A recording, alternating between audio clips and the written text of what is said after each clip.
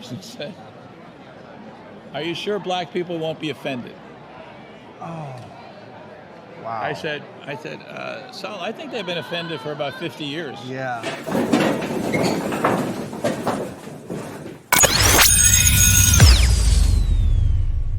Welcome to a brand new episode of Society and Pop Culture 101. I am Instructor BK Spades here with your gym teacher and temporary instructor JB. JB versus the world. not the gym teacher. All right.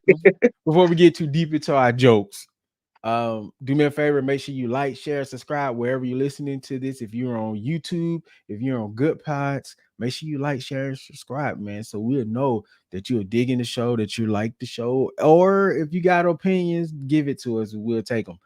Okay, so on today's episode, though, we are going to be talking about accurate casting, where representation comes in and all that. So let's jump right into it. So recently here, especially on Twitter, you've been having a a battle with people over the casting of Aaron Pierre from Ridge Road. I think that's the name of the movie on Netflix. I actually really liked the movie.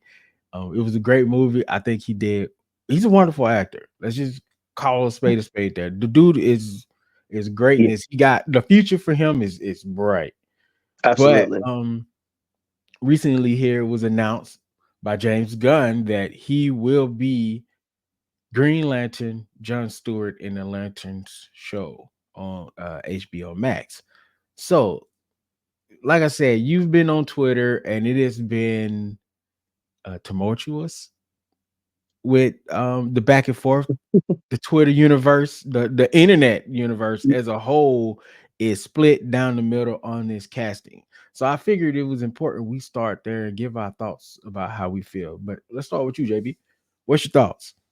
I think what we're witnessing is like a butterfly effect in real time, because he wouldn't have had that role if John Boyega hadn't dropped out. Oh, that's true. Like, this is just like a real like it's like a what if, like a modern day what if happened right before our very eyes. But I like him as an actor. Like you said, he's a fantastic actor. He's been on the rise for a minute. His star is going to continue to rise over the next couple of years or so. He could be one of the next young actors to kind of come up. He just turned 30. So okay. Yeah, he's real young. Yeah, like within like the last couple months, just turned 30. So we'll see like what happens with him. He has another couple of projects that are on the rise that are supposed to do very well expectedly. But as far as him being John Stewart is concerned, I ain't gonna hold you, man. I don't like it. I don't like it. So why not? Why do you not like this casting? I just don't think he fits. I don't think he. I mean, sure, he has the voice of a John Stewart. I think he kind of has like the demeanor of him. But when I think about John Stewart, I've always thought, every depiction of him has been like a dark-skinned man, and his dark skin has been a part of his character, a part of his upbringing, a part of how he carries himself, and a part of his self-image of himself. Like, that's him. And in every iteration of the character, like whether it be cartoons, well, only cartoons and comic books, he's been dark skinned. So to kind of go with a lighter skinned actor for this, I feel like is colorism right in front of our faces, which is something that we do face as Black people, because we're not just like one shade or whatever, but like colorism is a thing in Hollywood. It is a thing in the workplace. It is a thing in our everyday lives. Darker skinned men have this perception that they are harder to deal with, harder to control, more likely to kind of like rage or crash out on people who have a certain point of view of us.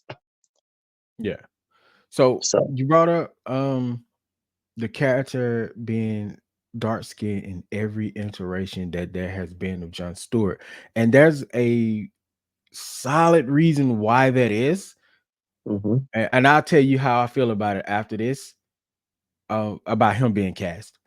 The reason that he is dark skinned is because his original creator, which is a white guy, absolutely made it a point to make him a dark skinned male, to the fact that even when the editors and the people that's running DC at the time, which is what, like 1960 something, around that time, 1970, 1960, Yeah, late 1960, early 70s.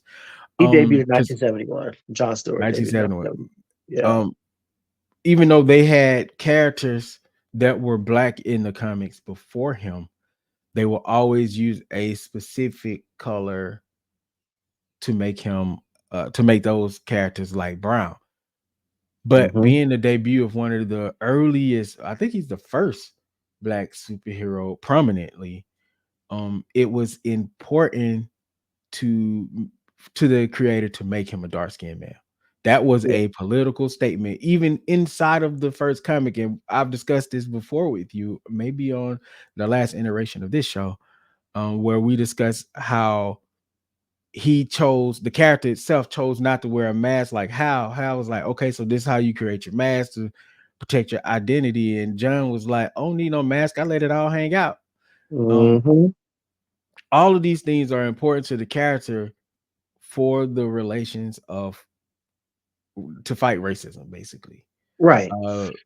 Not just it wasn't about colorism at the time. It was specifically about showing that dark-skinned people can exist in these mediums, and they can be a hero, and they can be on the up and up. You don't have to vilify these people. And what's funny about that conversation is they were pushing back on him, was like, well, how would black people take you putting a dark-skinned character in this role? Like, won't they be offended by it? And he was like, why would they be offended by it? They know they're black.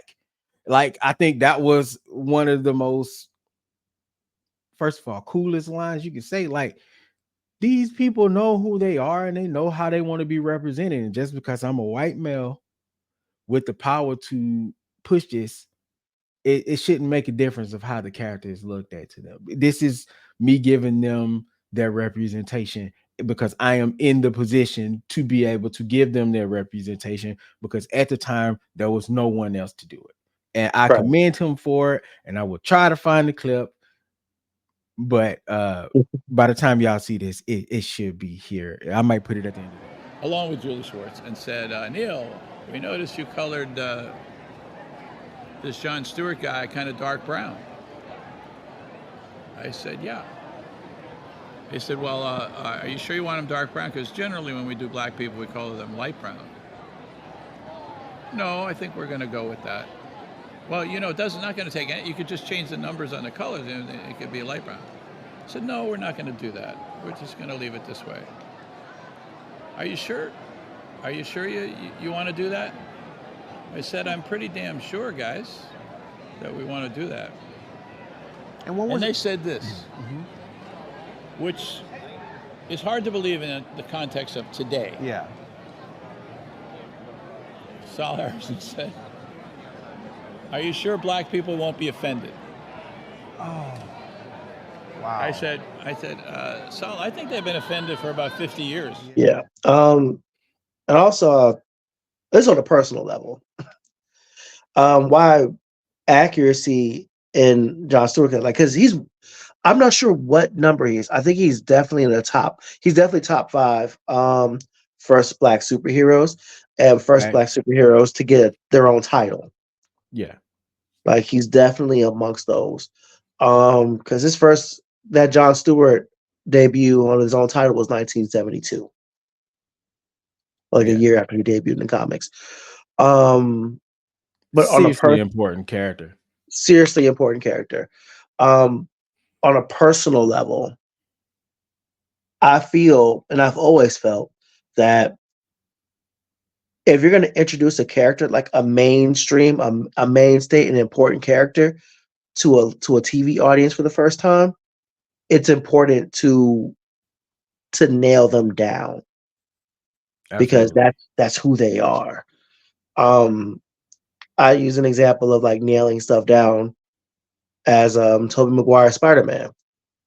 Like him having the web fluid come out of his actual wrist, as opposed to like him making his web fluid. Yeah. Was is a thought, is a part of the character, like him doing that in school, in class, on the clock, off the clock. Like that's like a thing for his character. Him running out of web fluid mid fight is a thing. And for a lot of people, that version of Spider-Man was their first introduction to it, to real Spider-Man. So they thought, okay, he makes his own web fluid. So you see later in a version where they get back to basics with it. They're like, how come he doesn't have his web fluid? And it's like, well, folks don't read. And folks don't read, folks don't, or like they don't have like those introductions to the character because animated spirit. Yeah. Let me start that over. In Spider-Man, the animated series, he made his own web fluid. In Spectacular Spider-Man, he made his own fluid, even though that came later. In every other version, he makes his own web fluid. But in that one version, it came out of his wrist. And that movie came out in what? 2000, 2001, 2000. Yeah. 2001, somewhere around there. Yeah. And as many versions of Spider-Man have come out in between time. Like we've had like 3 Spider-Man cartoons, like 4 or 5 live action Spider-Man movies or whatever. And the time since like what, 4 or 5? Live action? Yeah, like 5. I was gonna say like 5. Oh, you mean like overall live action? Yeah, overall live action. Because you And had then the 70s series, then you had the Japanese no, Spider-Man. I meant Like, more so since that first Tobey Maguire movie came out. oh, since Toby, it's only been Yeah. 3, We have right? the 3 Spider-Man movies, the 2 Amazing Spider-Man movies, and then they're not live action, but the 2 Oh, Spider-Verse so movies. We've had so 3 we kind of Spider-Man like cartoons. all films together. Yeah. Yeah, Yeah, yeah. you're right. And despite all of that, there are people in 2024 that still think that Tobey Maguire's Spider-Man is the way where the web fluid comes strapped to the wrist. That's the point I was building to. Touche. Good Because that point. was their first exposure to Spider-Man. So a lot of these, like, because people don't read or people or what they're introduced to, that's the one version of the sticks. I think it's important that these things stick and that you do the best you can to represent the character the best way that first time around.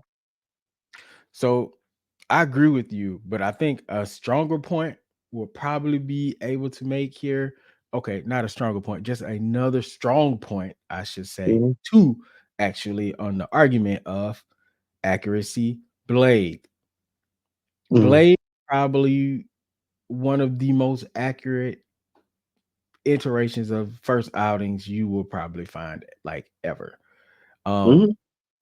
Even though his story was slightly changed, if you go from the movie version of Blade with Wesley Snipes and then you see him in any other iteration, it does not feel different.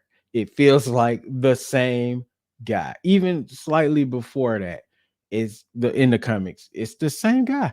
The same guy. Yeah. It felt perfect.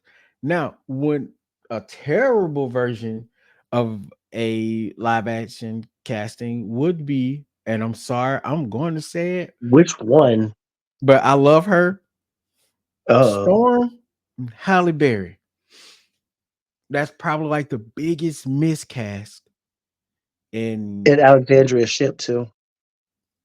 That's true, but this goes back. Once you miscast Storm that way, it took a long time before Storm, even in the comics, rebounded from that because Halle Mm-hmm. Berry was such a huge actress, which I have another point we're going to go into about this with the whole representation and casting thing.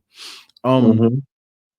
Because she was such a huge actress, she put the stamp on Storm almost like Robert Downey Jr. put the stamp on Iron Man, even though he is also a perfect casting as well. Mm. It's Yeah. just because they lightened her skin in the movie because Halle Berry's light skin. So Mm-hmm. they began to lighten Storm. They was already trying to do that anyway. But once they put her in the movie, they gave her an American actress, the tone of Storm kind of shifted a little bit. And here we Yeah. are. What was that, like the 2001, 2 as well? And it took us Yeah. all the way up to 2024 before we all got a Storm where we were like, oh, this is Storm. Mm-hmm. Like whatever the X-Men 97 cartoon had done for Storm didn't matter because Halle Berry was Storm. Yeah. And And so and that's another thing, man. Like I'm sorry to interrupt. No, no. You're These fine. Go ahead. versions on screen definitely influence the versions that we get on the pages and cartoons, like going forward. And I'm glad you mentioned that, because not just that, but with Robert Downey Jr. as Tony Stark, like Mhm. Iron Man was a C-lister, Very like much so. beforehand. Like it was at a point that if you put any version of that pre-Iron Man comic book version against Batman, like Batman was coming out on top, like just based on who they were in the comics. Yeah. And since then, we've gotten Bleeding Edge, Symbiote, like Superior, like all these types of armors and upgrades and all these contingencies and all these things that Iron Man has gotten in the comics because his profile and his stock has been raised. Yeah. And so this is why it is, well, this is my point about Storm and Halle Berry being cast as Storm. Because I think it also bleeds into Aaron Pierre being cast as John Stewart now, and which is something that's going on in Hollywood for such a long time. It's just like an accepted norm almost. Producers and big wigs in the studio heads don't care about the source material. What they Mm-hmm. care about is someone that they can push to everybody. So usually dark skin doesn't sell, or they don't believe that dark skins can sell. So what they do is they found the most crossover acceptable person. At the time of the 90s, if we're all being honest here, the person that should have been cast as Storm was Angela Bassett. Full stop. Mm-hmm. Not only did she resemble the character in the comic, but she has the presence to pull off the strong will and the bravado that Storm has. The aura, There as was you would say. yeah, there's nothing about Storm that Angela Bassett could not have pulled off. If there was a person that should have been cast, it should have been her. But let's just be honest here. Angela Bassett is not what Hollywood sees as the beauty standard. The beauty standard at the time of the 90s was Halle Berry. There was Mm-hmm. not a movie or anything that you could see almost without Halle Berry being there. At the time, she was the hottest female black star. You can put her Correct. in anything and she will sell. And Yeah. I mean, she did Flintstones. I mean, it was a flop at the time, but let's just be real, it's one of the cult classics now. And a lot of us remember that movie because of who? Halle Halle Berry. Berry. So I think the only real misstep she probably had was the Catwoman movie, and that wasn't her fault. That was the writing of the movie. Man, that movie was so garbage. All right, I don't know if you remember. We're not gonna talk about the Catwoman movie, man. I just remember like it was on Twitter like a year or two ago. There was a huge love fest for the movie, and everybody's like, "Oh my god, that movie was so good!" And I'm like, "What? Not good. Good is not how it was. What? Hold on 1 second before we get too deep. Yeah. No. Before we get too deep into this, I got Miss Berry, Halle, if you will. We love you, okay? You're like one of Love the much. greatest. You're like one of the greatest actresses of all time. Full Gold stop. status. No BS. We absolutely love 95% of your movies, but you know, there's no shade to you because I know you be on the internet, you be watching. So I don't want to like catch your ire because you deserve all your flowers, man. All your flowers. And we gonna give them to you right now. Sunflowers, roses, All of lilies, onions, all that.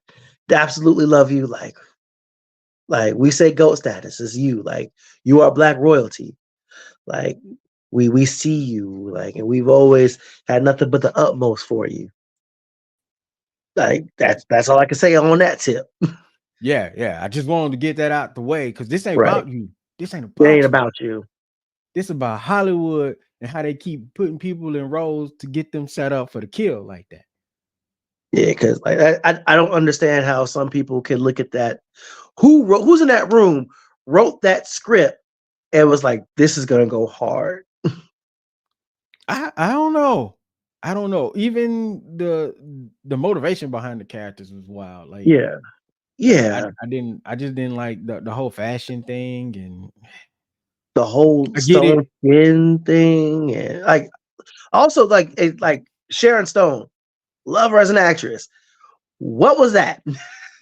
Yeah, like it felt like everybody was like not in the role that they should have been in, or none of this was written for the actors and actresses that because we know the people in the movie and we know what they're capable of, and Mm-hmm. that movie did not showcase them in a positive way at all. And the studios that should be ashamed of themselves for I making don't it. know no Patience Phillips. You know Patience Phillips? I don't know no Patience I don't Phillips. know who that is. I don't know who that is. Who that is? That was movie with This is Catwoman in name only.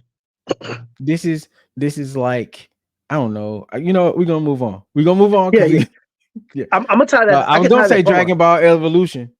What's that? This is Dragon Ball Evolution. Catwoman What's that? movie is What's almost that? in the same. Oh, you're right. What's Dragon The Ball movie Evolution? that Is that the doesn't YouTube? exist. Is that the YouTube The movie thing? that doesn't exist. Is that on Tubi? All I'm saying, Fan made? is Dragon Ball Evolution. For right now, let's pause. It exists. It was bad. We're moving on. We're Let's not gonna let bring it up anymore. I could tie this up. I could tie this in. I could tie this in. I feel like I can. I feel like there's a This is my thread here. neuralizer. I need to press the button. I feel like All I can right, go tie this ahead. in. I feel like I Tie can it in. because that Catwoman movie was very indicative to the very problem that I have with all these things. Like when it comes to Hollywood and casting and doing comic book movies and comic book representation correctly. Catwoman is a major character, has been pretty much since her inception. Preach. Whether it's Eartha Kitt or Michelle Pfeiffer or Anne Hathaway I or love Eartha. listen. I'm sorry. Continue. Listen, we here with it, but we brother, we must stay focused. Brother, we must stay focused. We focus. We back. Okay, like representation with these characters and how they're portrayed on screen. Like these are lasting effects, and it's important that they nail them down, especially to us comic book fans, because that's what brought us in the building. Like you don't have to do a 1-for-1 on everything, but for the most important characters, like it's important that you nail it down, not only for us, but the people that you want to introduce and bring them into the fandom. Like if you want to change like some C-listers or lower tier or lesser important characters, that's fine. Like I don't think any of us have a problem with that. But for our stars, for the ones we care about, I don't think we pretty much care. And I'll give an example of ones that changed up that we don't care about. Go ahead, do that. The Eternals. Facts. The Eternals. No one cared. Like no one cared. The Eternals are New God's light from DC, and they basically turned them into walking hard drives with different things happening with them. Like Fastos, played by Brian Tyree Henry, is not gay in the comics. What was the speedster's name? I forget her name. She was so dope. I forgot her name too, but she was amazing. And the actress was amazing in the role. Keep talking. Correct. But she was male in the comics. There were no one of Indian descent. They pretty much changed up every single like an aspect of every single last one of them, outside of them being walking supercomputers, except for Icarus, who was also a supercomputer amongst them. But yeah, they changed things up about every single last one of them. And we saw the movie, and your thoughts of the movie are your thoughts, but nobody cared. Nope. Nobody cared. Not a soul cared. No, not nobody said, wait a minute, that's not comic book accurate, because they're not even C-listers. They're like D-listers. They're like the ones in the back that you kind of just dust off and just blow it off.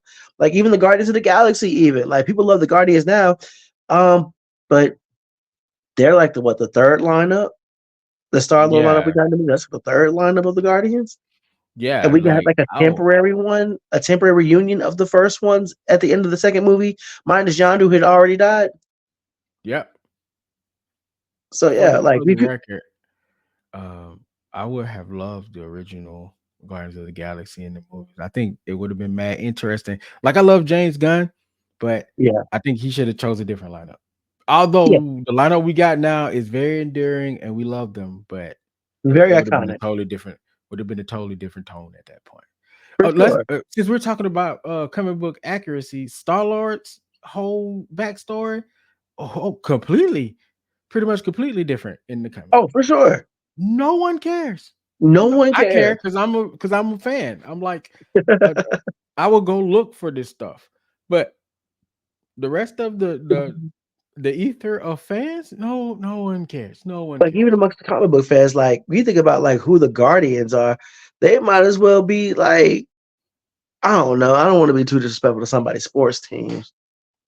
They're like, I don't know, like the Houston Texans. Like they there. Like people would like rock with them now, but it's like they've been around for a minute and nobody cares. Nobody cared Okay. what was going on before then. Hold on. I will say they are the Tennessee Oilers before they Oh, became the Titans. okay. See, because as Or, the Oilers, I'll take no it a step one further. cared. I'll take it a step further. They I'll take it a step became the further. Titans, and then they became popular. I'll take it a step further. They're the Baltimore Colts. Oh, Yeah. deep cuts on the sports Deep. references. Are they the? I would say the Supersonics, but people like the Supersonics before they Yeah, they're switched. getting them back. They're getting them back. Oh, They're the word! The Boston Supersonics Bean came back? Eaters. We're moving on now. We're moving on now, you guys. So yeah, like watching B-list characters become something different is an okay thing because you was not paying attention to those characters. They are usually failed characters. Mhm. Nothing grinds my gears worse than seeing what the MCU did to Ant-Man. Well, first of all, they made, which is, I'm moving to another argument here. Come on, speak on it. Um, Speak on it.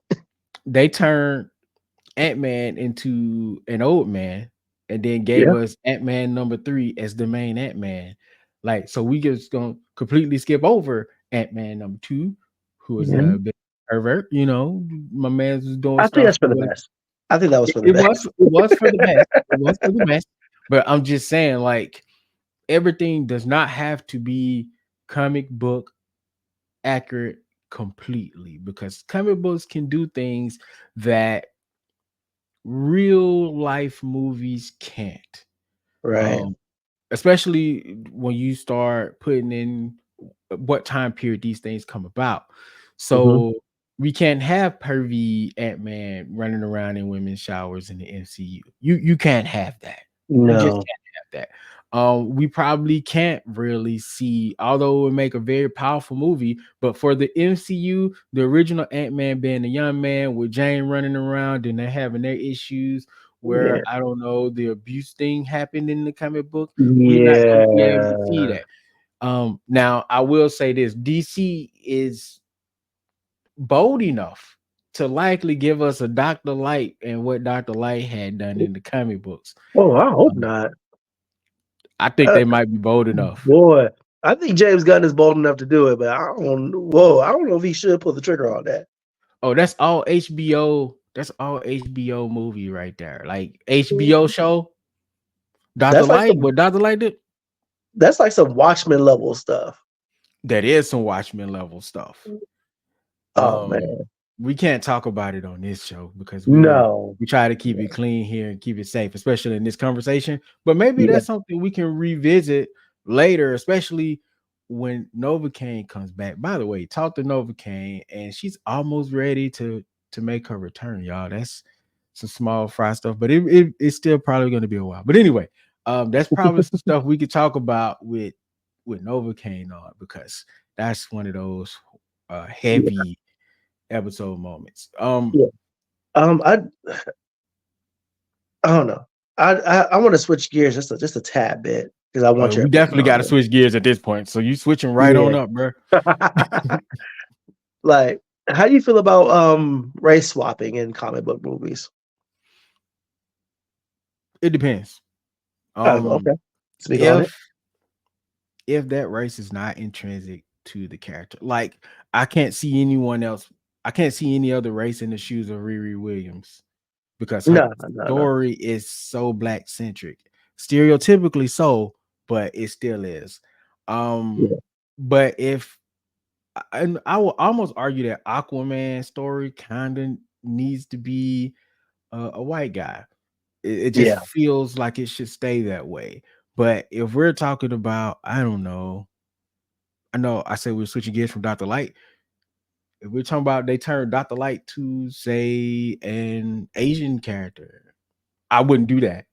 But Yeah. if they did, it wouldn't make that big of a difference with the Now, character.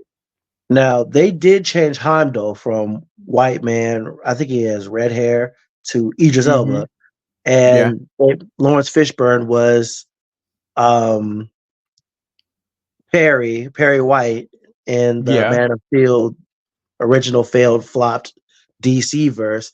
He's going to be black again in the upcoming one, and he's black in My Adventures of Superman. And Jimmy is also black in Jimmy's My also Adventures black. of Superman. Right. He's also black in Supergirl. Is Jimmy the original Jimmy redhead too, right? Yeah, white They're not redhead. Yeah, beating they're not beating the allegations. Hollywood is not beating the nah. allegations of turning redhead characters to black people. Hey, damn, I realized that in real time. And I have one more. They're I not have one beating them more. allegations, bro. They're not beating them. And in the upcoming Wonder Man series, he's going to be black. He's going to be played by Yahya Abdul-Mateen, who I think should have been T'Challa too, but we're not ready for that conversation yet. But We still yeah, got Secret Wars. Let's see how that goes. yeah. And with the way Wonder Man's not keep getting pushed back, we might not see that either. It got pushed back. Although it was a rumor saying it was not happening or something happened within the story. So But that's getting pushed back. Blade's been pushed back a ton, and Armor yeah, Wars is in limbo. And another word on the Ironheart series. What's going on, Kevin Feige? I think Ironheart is pretty much dropping because we already seen the trailers for that leak. What a you couple of got times. going on? What's going on, James? I don't I mean, not know. James, not James. Kevin. Kev. Mm-hmm. So this is my thing about Wonder Man, though. I think Nathan Fillion would probably be the better casting for Wonder Man. Okay. I feel like he fit the mold way better than Yaya does. Yeah. I'm with Yaya being T'Challa though. I think he should definitely after Man. Secret Wars, he should definitely be able to take that role. He will rock that. After I saw him in Black Panther Aquaman, I was like, you know what? I can see him. I can White see it. Black Panther. Listen, bro. Samoan Black Panther. Samoan Panther. Right. But yeah. First of all, my man Arthur is Samoan in that movie, right? Yeah. And his brother is white. That's a Super Cinderella white. casting. That's Super some Cinderella. That's some Disney Cinderella Brandy casting on that one. Man, I don't know, man. Them Django Fett jeans might be super strong. I don't know. Anyway, sorry, off subject again. See, this is why we can't talk about comic book stuff because we just be like, wait a minute, that don't make any sense. Anyway, Yeah. anyway, sorry, my bad, y'all. Is there anything else you want to talk about while we're on this subject? Because Yeah. I mean, we can go all day, man. I just want these studios to care. Like, my gripe with the Aaron Pierre cast is it Pierre or Pierre? I don't know. I don't I've know. never heard him say his name. I don't know, but my gripe isn't with him. Like, It's not. fellow No. black man, go get your bag, go secure your status, go secure, like go make a name for yourself. Like, do all those things. I'm not mad at him at all. Get your money, black man. Get your money. Yeah, for sure. Get your bag, bro. Secure that thing.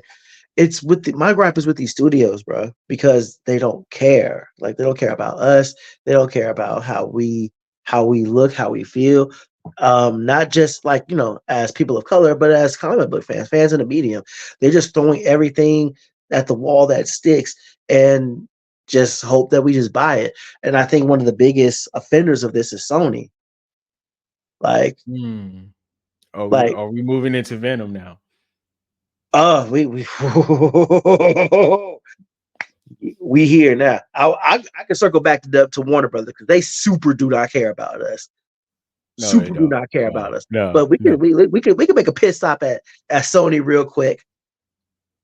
First of all, before we get to Venom, I think one of the most things that insulted my intelligence the most was when they said for the Morbius trailers that another Marvel legend. Like, respectfully, you can bleep this out. I'm about to cut. Who the gives a about Morbius? Wait a minute. Who cares about Morbius? Hold on. Before we go that deep, I don't know if Morbius got fans. I'm not saying he does. But I can kind of see the argument for him being a bit of a legend in the lore of Marvel as a whole, because he's from that old time, that old school. If it's like the anime marketing, we all know anime is just animated, so it just means animated. So, but to differentiate yourself from your DC legends, you have your Marvel Legends moniker. Is it one that he deserves? Probably not. No. But I can understand why they said it. They gotta sell this movie, man. They gotta sell the movie. Morbius is not what Shazam used to be. For those who don't know, Shazam, Captain Marvel, at what point was bigger than Superman? Oh, he was beating the boy Wonder down. Beating the brakes off his Boy Scout, off the Boy Scout. For real. It was right. it was I said the boy Wonder, I went Blue Wonder, my bad. It was nothing that Superman could do to make to beat Shazam. Right. The marketing shifted when DC was like, you know what? Like, people love Captain Marvel, Shazam. But at the end of the day, he's still a 10-year-old boy when he transforms back. Yeah. So they took the energy they were giving him and they put it into pushing Superman. And that's why Superman is the way that he is. They thought that people could gravitate more towards Superman in the longer run, in the bigger scheme of things. And you know what? They were right. They were right. But you have to give it to the DC lawyers from back in the day. Yeah. The way they just kind of deboed Shazam and this. Yeah. And it is a long story. It's and a long if you story. want it, I'm gonna shout out Comic Drake because I believe that is the video that you probably should watch to get the explanation for how DC acquired Shazam. Because it is a very interesting story. In fact, the whole story with the Captain Marvel name is mad interesting. It is a complicated history, one that I am not qualified to tell. So check out Comic Drake on YouTube because he got all them answers for you. But DC, the lawyer squad on DC, oh my God, they be batting 1,000 and winning all the time. Right. So going back to my point, Morbius is not Shazam. In no way, shape, or form is Morbius Shazam. There was no relation there. There was no kind of pushing it there. Sony said, we're going to take this one character and we're just going to just roll with it.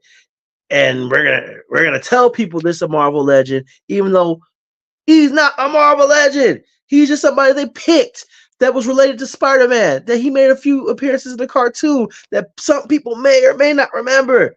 That was his big one. That was his big one. And they did that. Don't even get me started on Madam Web. Don't even get me started. Then they want to do a Why is Madam Web?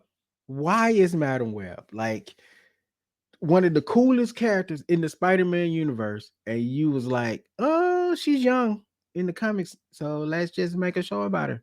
And hold on, and to add some sprinkles on this non-Sunday to sweeten the pot for this movie, we're gonna throw in Ben Parker. Oh, perfect. We're gonna throw in Ben Parker. You guys like Spider-Woman from Into the Spider-Verse? Here's a Spider-Woman. Here's Spider-Women. Here's Spider-Women.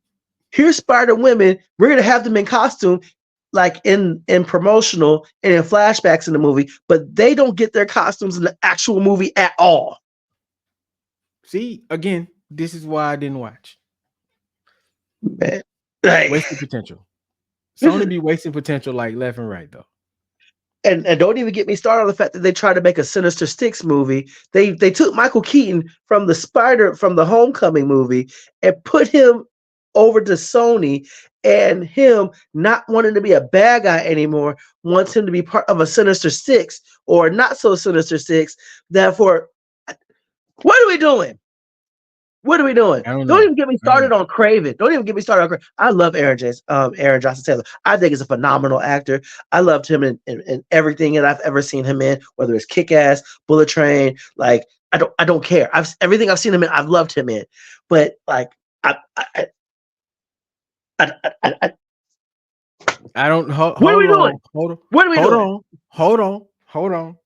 Before we get angry about Craven, the argument can be made out of all these random series, the strongest character that you can do a standalone for is Craven. Like, because so far, his backstory is kind of dynamic for the comic genre itself. Yeah. So I think if there's one other than Venom that can be pulled off here, it's Craven. But his thing is ultimately he don't have no powers until he gets his DNA mixed up and then he becomes the Prowler, or what is he called, the Prowler? No, I forget. No, that's another character. I don't know. Yeah, I forget what he turns into, but he's like a little part lion. He got all that DNA in him. Anyway, the point is, like, he doesn't have powers. He's just a man that is really, really, really good at hunting things. When you break it down like that is unfair to Craven. Okay, he can't talk to animals. He don't have no super strength. He's not super quick. He's not super fast. He's just really, really good at hunting things. Oh, that's almost like saying Aquaman is really good at swimming. No. I will not diminish Aquaman like that. that is a social perception of him, and I blame many cartoons for that. Super Friends, right out the gate. The Super Friends. Right. Oh my god. Since we are talking about how comics and movies and TV shows mess up characters, there is the biggest mess up of all time of any medium is absolutely how they treat Aquaman. Absolutely. For those of you who don't know, Arthur Curry is that dude. Arthur Curry is Superman underwater. Yes. He's also Superman out of water. Like, if Superman and Arthur actually fight, it is city leveling possible. Like, he is not like some weak dude. Arthur does more than talk to dolphins and jet ski on the back of them.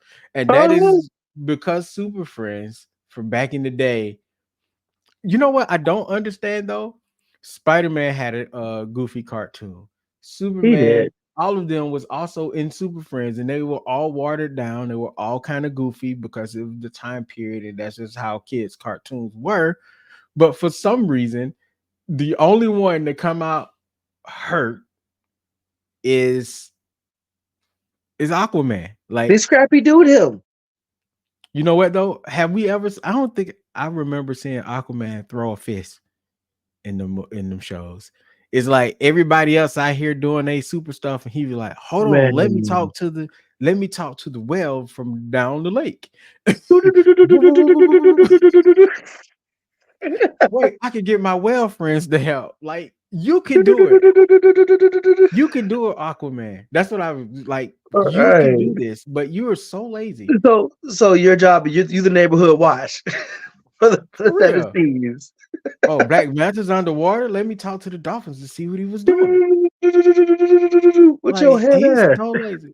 He should have been marketed as the laziest superhero in the series, but for some reason, he's the dude that just tossed the fish. Hey, I remember I was watching this one video from Cosmonaut Ace Bane. Variety Hour. Oh, I thought you was gonna say Ace Bane. Shout out to Ace Bane. His videos be Shout out to wicked. Ace Bay, Continue. yeah. Cosmonaut Variety Hour. That's Cosmonaut Marcus. That guy's hilarious. He's like a top 10 like YouTuber for me. But he made this video talking about like DC and he mentioned how Aquaman was like extremely disrespected as a character. And he pointed out one clip where he's like, I'm gonna talk to the fish, and Wonder Woman's in the background, kind of looking at him like he had this one, it was this one clip from the show. And it's like, I don't remember that show very Oh well. But it's like, man, dang, they, yo, they disrespected that hey, man. shout out to the current Aquaman films, even though the second one didn't do so well because of very personal actors and actresses lifestyles. But Mhm. shout out to them because they really did put some respect on Aquaman's name. Jason is an amazing Aquaman, although since we're talking about miscast, he should have been Okay. Lobo. Like, how is he not Lobo? Oh my What's wrong God, with that's perfect. like dude Him as is Lobo, literally Lobo, that energy is definitely Lobo. right? And Oh my gosh. DC missed out on their version. Okay, so I know I'm gonna say this, and I am well aware that Deadpool is Marvel's version of Deathstroke. I know this, okay? Mhm. But Lobo is literally DC's Deadpool, okay? He might not talk to the camera, he don't break the fourth wall, but if we're talking about antics, he's not as cartoony, but if we're just talking about the bravado that he has, the jokes, the foul-mouthness, the just do not care attitude, I'm just gonna do me, Mm. is Lobo. Like, he was right there. You had a chance to have $1 million franchise, DC, and you said, no, we good. Let's cast him as Aquaman. Because Aquaman Yeah. should have been a blonde white guy. I'm sorry, it's just the truth. Man, That's my rant. That's my rant. That's my man. rant. What was my man's name that played Deathstroke in those movies in the live action movie? Well, he had the cameo appearance. Oh, Joe Manganiello, I want to say. something like that. Am I saying his name right? Apologies if I I mispronounce his don't think you name. are, but I think you're close. He is perfect casting for Deathstroke. No, I think you said it right. Perfect casting for Deathstroke. Agreed. But And they yet does not get any screen time as Deathstroke. nah. I mean, they What are fumbled we that whole doing, universe. DC? And that's the thing, man. Going like we're back to square one. Like, and now we're on. I'm gonna bring it to Warner Brothers now. It's they be having us, and they know they have a market with us. I'm just kind of tired of them just throwing stuff at us and just hoping that it latches on. They're playing catch up with the MCU over at Warner Brothers, True. and they're already rebooting a universe before the MCU is even close to being done with theirs because they don't care. And that's why stuff like this bothers me. Like we talked about Aaron Pierre's whatever. Aaron P's casting, Rebel Ridge, his casting. Yeah. And I said the movie name. Okay. Yeah. But By the way, that I still feel like Rebel Ridge should be a franchise. I'm done. Go ahead, continue. you're right. But yeah, just we talk about these things, and it's like they're so guilty of just not caring and just trying to, I don't know, slap Batman on this, slap Superman on that, or slap this character on this, and just hope that we just don't notice that we're too stupid to care. And Peacemaker is like an exception. That was a breath of fresh air. Like they definitely did some things with certain characters. It's kind of like, what the hell? The Suicide Squad is another one where it's like, Yeah, so I understand how James Gunn could get the job. Like, you want somebody in charge. You want like your own version of Kevin Feige. You want somebody who's around, who's gonna, care.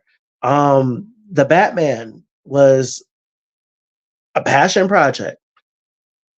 I know some people question the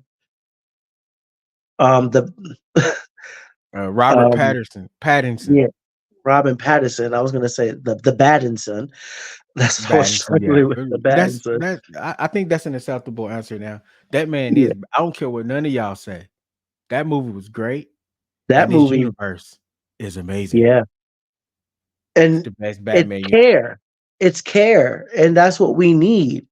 So can we have that consistently? Because Marvel, with its casting and the way they portray characters, they do certain things, but for the most part, they're faithful to us as viewers and as people of color. Like, there's a level of respect there, and it's a level of respect there that, I don't know, like, Warner Brothers just doesn't give us as viewers, and to a lesser degree, like, because this is one time, one cast, and it's not the hill to die on, but as people of color as well, like, Yeah, you've shown a lack of care, and that's why you're behind the eight ball. Like, true, I'm gonna true. get into the Joker movies now. Well, no, All right. let me finish my point on Batman, because here's my problem with Batman and Warner Brothers Media. Mm-hmm. Every Batman movie, and you can look this up, you can quote me or whatever. Every Batman movie has traces of the same few Batman movies in them, Batman stories True, in them. true. The Long Halloween, Year Zero, The Killing Joke. Those Some element in every one of those stories you can find in every Batman film. Mm-hmm. Oh, and The Dark Knight Returns. Yeah. There are elements of those four stories in every Batman film. Like, as much as we like the Batman as a film, it is The Long Halloween in Year Zero. Yeah. Like, still enjoy it. It's not a one for one, but it's basically that. Um, I don't know. It's like, and as much as I do enjoy it, it's like, we're smarter than that. You can be creative. You can do a little bit more than that. I appreciate the care, but Yeah. you could do a little bit. You give us a little bit more. Like, we're smarter than that. Like, what are you gonna do now? Like, No Man's Land for the next Batman movie, I which would don't be know, different. but what was cool about this latest, the Matt Reeves Batman, is it fit his tone, fit the character that is Batman. It's supposed to be dark. It's supposed to be gloomy. It's supposed to feel comic booky. There was campiness there. I think the only miss from the universe so far was the portrayal of the Riddler. Yeah. That's it. Because the Riddler is always this over the top zaniness by him, but not okay, not always, because the Riddler has his serious moments. Um, Yeah. and he has his tone brought back a lot. He's not the Joker. The Mm. Joker is completely crazy Yeah. character. So I mean, the way I put the metrics on zaniness in Batman's universe is Joker at the top, Hmm. Riddler in the middle, and then Hmm. Anarchy is at the bottom. Like, that's Yeah. kind of how I that's my barometer for the Yeah. character. And the Riddler was leaning too close to Anarchy. And see, this is my issue with turning Batman serious, because it was my issue with the Joker in the previous universes, both of them actually, even Jared Leto's. He was too close to just doing things because he wanted Hmm. anarchy, and there's a character for that, and let that character stand on his own. If you want to do an anarchy movie, just do an anarchy movie. If you're going to do a Joker movie, I feel like Jack Nicholson probably had the better version, only Hmm. because his motivations were in the long run, kind of nonsensical. Like, Right. why was Jack? Why was why was that Joker doing any of the stuff he was doing? It's because he was what, infatuated with Batman at that point. It's like he Mm-hmm. just wanted to press the buttons of him. And I think that is where the Joker shines the brightest in every single iteration he's in, aside Mm-hmm. from the 1960s version of Joker, where he was a bank robber, Yeah. which the Joker needs money for his operations, so it makes sense that he will be trying to rob banks all the time because he's Yeah. basically crazy. Joker is a mad scientist at the end of the day. Let's talk about the Joker films. Let's end it on the Joker films. Okay. You want to start us off? All right, so if you haven't watched Joker, we have Arthur Fleck, right? He's an older Joker, which is I'm cool with, given the fact that Batman is so much younger than Joker is. Batman is allegedly younger than the Joker in most iterations. We don't really know. But the thing that I have, the gripe that I have about this Joker, especially finding out the ending, because I haven't seen the second one yet, but finding out how it ends, wasted potential. Um, the characters, the characterization of Joker is kind of wrong. I get it. You want to do your own thing and you want to make this universe different. I am okay with different universes, but at the end of the day, there needs to be an overlap within all these characters, and having face paint and a laugh is not the only overlap that you need. Even when you look at the Batman who laughs, even though that was complete edge lore, um, one of the reasons a lot of people do not like him is because it's Bruce Wayne Jokerized, Mm-hmm. and he just kind of does things that neither the Joker or Bruce Wayne should have access to, but for some reason he does. But if you look at the character, if you look at it from a Joker standpoint, it is still flashes of the Joker there. If you look at it from a Batman standpoint, it is still flashes of Batman there. When it comes down to Arthur Fleck, he does not have the hallmarks of the Joker that all the other ones have. Can I exactly tell you exactly what every hallmark of the Joker is? No, but it is more than just having a goofy laugh and being angry at the world. I don't think that's any of the Joker's real, because he kind of like loves the world for the most part, though. But what's your opinions? Uh okay. You're right. There's no hallmark of who the Joker is as part of that character. What part of Arthur Fleck do you look at and be like, you know what? This guy can put a plan together and hold the city ransom and force Batman to come out from the shadows to force a confrontation, because that's what he was ultimately looking for anyway. There's nothing mastermind about Arthur Fleck as a character. No. And I think this is like we talk about adapting things and representation in comic books or comic book adaptations of those things and the like. I think I said the same thing twice just there. That's how angry this thing gets me. I think Warner Brothers caught lightning in a bottle with that first one, and Yeah. ultimately an ultimately empty project. Like, Joaquin Phoenix is a fantastic actor. He did a fantastic job, and my gripe with the movie has nothing to do with him personally. No, I that's think why everybody went to go see it, though, because it was Joaquin Phoenix in the role of the Joker. This is yeah, the Joker is comic book yeah, royalty, and and to see him, that's part of the problem. true, but to He's a, see Joaquin Phoenix portray him, that is why people came. They're like, "Yo, this is Joker, arguably the greatest villain of all time, with one of the most eccentric actors of all time. This is gonna be gold." and you're telling me in all of this, they're just getting an origin story from an unreliable narrator. That's the whole film. Was it True. true? Was it not true? Like, was everything real? Was it not real? The girlfriend wasn't real. But what about the mom and the lies? Like the Bruce Wayne like half brother thing, that was a stretch. And for him to be that much older than Bruce Wayne, I don't know, man. Just it made me think like by the time Batman comes of age, you don't need to be in Arkham, you need to be in a home. Like so much older than him. But yeah, it just did a whole lot of, and it's like for what? What are we doing? Like, and then again, Joaquin Phoenix, amazing actor, but as a project, as a comic book fan, it's like it was empty, it was soulless, it was a money grab. I saw the movie for free and I still wanted my money back. Cause like, what are we doing?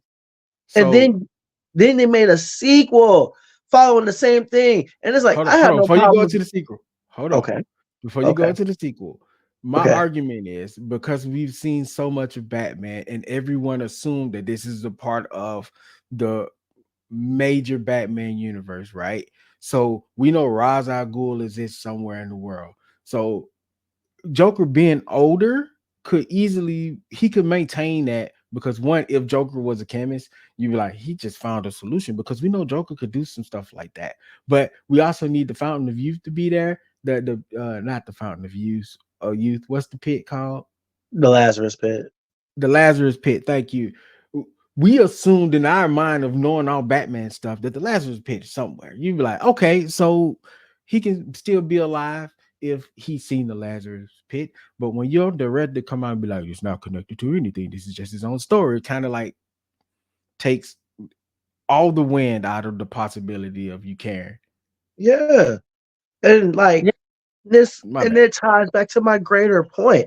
Like even with the sequel, which not even Lady Gaga could save. All love and respect to Gaga, but my God, you want to do a version of Harley Quinn. You don't even want to call her Harley. You call her Lee. Then you want to do the yes, bro. Then then Why are we here? then on top of which, the struggle in this movie is like I did do it, but I don't want to be the Joker anymore. But then I accept myself as the Joker, and it's like, what? First of all, the Joker doesn't have an identity. That nobody tell me anything. Please tell me anything factual you know about the Joker in the comic books post him being the clown prince of crime. Please, anybody, tell me anything factual about that man. Even though we've actually had factual moments, it always comes back to we still don't know. I mean, we We had still don't plenty know. of explanations for the Joker. We've had That's plenty of names. We've seen families he possibly had, but we still don't know. we no, and that's the point of it all. Like the Joker is a mystery. He is a force of nature. He's more of an event than anything else. Like True. he just is. And Warner Brothers took it upon themselves to not only try to give him a sequel, a backstory, and explanation once, but twice. And I think it's an insult to comic book fans. And I think that's the whole thing. Like they do not care. And I'm They so tried to sick of Wolverine. They tried to right. Wolverine the Joker. Thank you. Oh my God, that is such a good way to put it. Let And me go back because I never told, and then we got to end the show because I never said my piece on Aaron Pierre. I was ecstatic with the casting because skin tone aside, which yes, I noticed. I did notice that he's not a dark skinned male, okay? mhm. But all the other hallmarks of the character, he actually checks every single box. So I was like, this is what we're gonna get. He's already cast, and unless he decides to drop out, they're not gonna drop. So I'm like, I knew he had the juice. This is the truth. When they said he was up for the casting, I had already said he probably was gonna get him. Maybe I Yeah, jinxed it, but I saw he was popular right now. It was him. It was nobody else that was going to outbid him for this job right now because Ridge Road was really good. He has the military side of everything. He looks like he might play the heck out of a smart dude. He could play the role. He had it. So at first I was cool with that. But then after listening to you go to battle versus Twitter for like 3 days straight, then I think you was also going to work on on Facebook for 3 Facebook. days straight. Then Yeah. then for some reason TikTok was like, well, let me tell you why you should be concerned. And then there was a slew of video, but one in particular crossed my timeline, and it was the one with the creator explaining why he made John Stewart, which reminded me of my favorite John Stewart moment, which I mentioned earlier, the moment about the mask. And I was like, Mhm. as much as I like Aaron Pierre, as much as I was ready to just overlook him being cast, the Black Panther side of me won't allow me to just be And happy with that. So and yes, that's the thing about the characters, 'cause they do have moments like that in the comics where they establish why they do certain things the way that they do, or why they are the way that they are. And because folks either don't know because they don't know, or they don't read, or they refuse to read, or they weren't exposed to it, well, however you want to frame it, like they don't know the importance. Like people like us, we know. yeah, But to somebody like some of the people like on Facebook I had this discussion with, they don't know. For them, this is just a character, and they're just yeah, happy. They're happy to be just given whatever. He could have been light skinned, and they would have been happy all the same. yeah. So because if I'm being real, you know this, John Stewart is probably one of my all-time favorite characters. And Hey, if there was a character in comic book where I can say that I've been inspired in life to be the person that I am, if there was one that actually had an impact on my actual everyday thought process, it's John Stewart. Because when hey, you read his origins, it absolutely hits you that way. hey, And man, but being a black male, and we're bald, uh, see being a him and black Luke male, Cage, like they made it look cool. yeah, and being a black male, that it was a very important. He is a very important character, and the reason I'm excited for him to even have on screen persona finally, and I hope it's done correctly, even if since we are stuck with Aaron, it'll give a chance for John Stewart to have more merchandise and a more of a prominent fixture within the comic book world outside of the comic book. And for that, I can be excited for, because he is a character that people absolutely need to know, because he deserves to be known, because he's a great Mhm. character. All right, but Fantastic character. we got to end it right there. I want to thank everybody for coming through and listening to us rant and chat about some of our favorite characters and some of the casting choices and representation on screen of these characters, because we like talking about comic books. It's evident at this point, right? So thank you guys for coming through. Make sure you check out JB versus the World over on YouTube, and I think you have a Facebook presence as well. Yeah, like everything is right here spelled out. You spell it all out, put together. You say it all at one time, like a Tribe Called Quest or JB versus the World on all my socials except for Twitter. So YouTube, Facebook, Instagram, spell it out like that. I'm right there. And if you want to argue with me on Twitter, JBV the World. Right, hold on, wrong finger. Other way. Nope, I'm messing it up. You, I think we got it. I think. Yeah, it's there. It's there. It's right there. That's gonna Yo, bother it me. was so cool at first, and then There you just kind of dropped the ball. it is, right there. Yeah, on Twitter. I'm gonna call him Twitter But because I'm gonna call him Twitter. you see mine say Twitter too. Yeah. Hit your boy up on Instagram and Twitter as well if you want to talk about these things, because I'm all open for it. I'm not gonna argue with you like that, but if you want to have the conversation with me, I'm always game for the conversation. He's not But gonna argue with you for real. make sure you hit us up on Good Pods. Make sure you hit us up on YouTube. Find us on Facebook. Find us on Instagram. Find us on TikTok. You can check out any of the social medias to find out where we are. We definitely have a link directly to all of this stuff. So if you find us on Instagram, you'll have the link. You find us on Twitter, you'll have the link. It's a Society and Pop Culture 101. But anyway, I have been instructor BK Spades. I am your gym teacher and part-time instructor, JB. Thank you guys for listening. We love you. Make sure you check out CCN as well. That's the Culture Class Network. Those are our peoples. That's our network we're involved in. It's on the screen too. But We anyway, are family. Anyway, we up out, man. Thank y'all for listening. Love y'all. Yeet.